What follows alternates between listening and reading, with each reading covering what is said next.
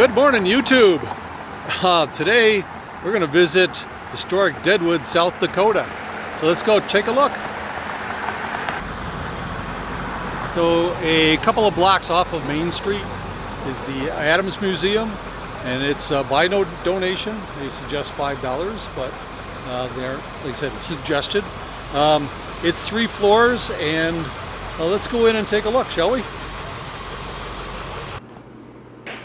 So up until 1980, there were brothels here in Deadwood, and this door came from one of them. And what's interesting, the locks are all on the inside, and there's a series of them, and the outside has sheet metal over it, and that was to help protect the girls from drunks and irate customers who wanted to kick in the door.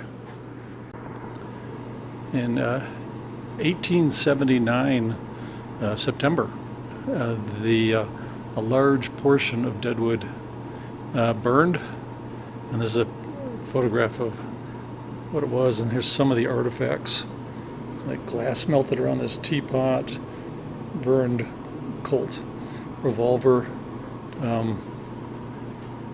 Rather than give it all up, the people rebuilt.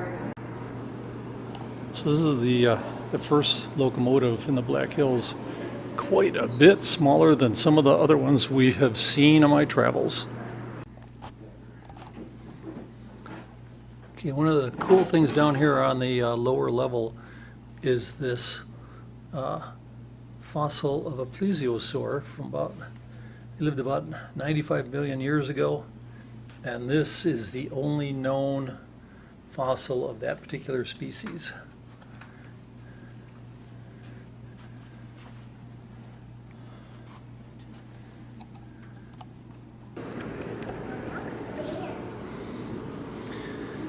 So this gold nugget is the second largest found here in the Black Hills.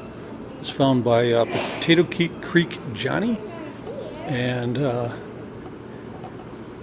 it weighs 7.347 troy ounces, or about 8.05 of standard ounces, and it's worth, as gold, about $10,000 on today's market, or 100,000. No, 10,000. And but as a historical item, it's worth about 20. Now, I was just told that 5 years ago, this was centered on that platform, but I think vibrations from the traffic had slowly moved it towards the edge. So this bust of Wild Bill is down here, right kitty corner to the Adams Museum. And when he died here in town, they buried him up there, about 300 feet up there. There's a cemetery. It's pretty steep. They don't allow buses up there, and there's no way I'm walking up that hill. So as much as I like to pay my respects to Wild Bill and Calamity Jane, who's buried next to him, I'm going to pass. I can get up there if I take the $11 tour. I don't really think I want to take the $11 tour either. So, across the street here, that's the original location of saloon number 10, as it says on the sign. On August 2nd, 1876, that's where Wild Bill was shot while playing poker. So this is looking down Main Street, historic Main Street of Deadwood. Hey YouTube, so after Deadwood, I came up here, it's only about half an hour or 45 minutes away, to the Crazy Horse Memorial that they're working on. They've been working on this since 1947. The only finished part is the face. Where the crane is where his hand is. He's going to have his hand out, and I don't know if you can make out the white paint and the shape there. He's going to be resting on a horse's head. The horse is going to be down there. And when they're done, that's going to be the biggest sculpture in the world.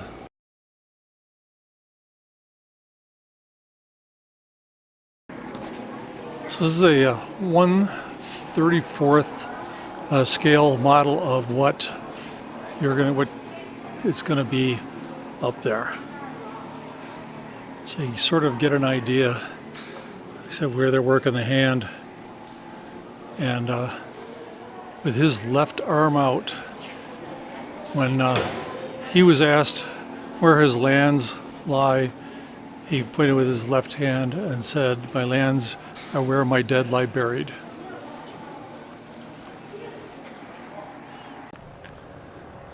So as I walk back to the bus, a little history about Crazy Horse. He was born around 1840, and so when the Battle of the Greasy Grasses happened, he was in his mid-30s, and a few years later, at Fort Robinson, Nebraska, he was there and negotiating with the Army, possibly through some miscommunication, misinterpretation. He got a little upset and went to leave. Well, a soldier tried to stop him, and he pulled a knife, and another soldier came up behind him and bayoneted him in the back. So rather than dying on a battlefield, which is what Weir would have preferred, he was stabbed in the back under a flag of truce. So there are no known pictures of Crazy Horse. There's been some that claimed they thought this is a picture of him when he was younger, but they haven't been able to prove it. He never touched a pen in his life, never signed a treaty, so he was free to the end. Well, my last stop for today is, in case you haven't figured it out what's over my shoulder, I'm at Mount Rushmore. One of the places you gotta go. So these are the models he used to design the mountain, and this bar at the top was part of the system they used. They call it a pointer system, where they could measure out precisely how far where that plumb bob would come down and hit the model, and then transfer that to the mountain with a larger scale beam, and basically 12 times this size. And they said that the most important guy on the mountain was that pointer, because he's the one who set where they'd be carving to. Well, here's a few facts about Mount Rushmore. It was started in 1923, and the projected time was 5 years, and the cost they thought was going to be $500,000. It actually took 14 years and cost $1 million. But the sculptor who worked on it died just before the unveiling of the last head, and that basically was the only thing he did for those 14 years was work on this. He wanted it to be something grand, something on a large scale, because that's what America stood for with him, as a grand country on a big scale. Let's see, the reason, contrary to what you may have heard on the internet, they never planned for more heads. It was just going to be these 4, and the reason these were picked was Washington, father of our country. Some believe that he got us through the Revolution by sheer force of will at times. Jefferson laid with the Declaration of Independence, laid groundwork for the country, and then with when he became president, he did the Louisiana Purchase, which expanded the country out considerably, so it became coast to coast. Lincoln got us through the hardest thing ever happened in the country, the Civil War, and preserved the Union. And Teddy Roosevelt was the friend of the common man. He busted the trusts and he did the lot for the national parks, established a lot of those. So that's why those 4 were picked. Another internet rumor that there's a room hidden in behind. There isn't. It basically was just this big sculpture.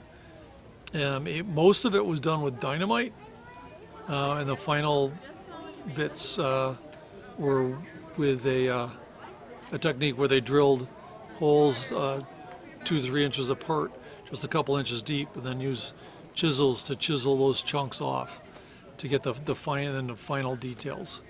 So that's it for here. Been a busy day, but between going through Deadwood this morning and then going to the Crazy Horse Monument and then here. Crazy Horse cost me $12 for a person to get in. Because it's a private thing that I don't get any kind of discount.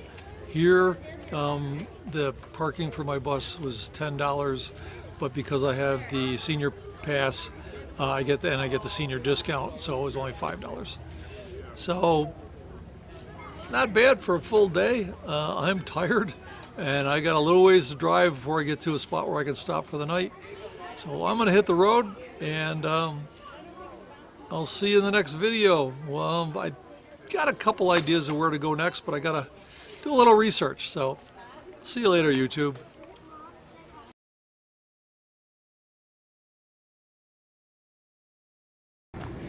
If there was any more reason for me to like Thomas Jefferson, is that he wrote down the first ice cream recipe in America. Way to go, TJ.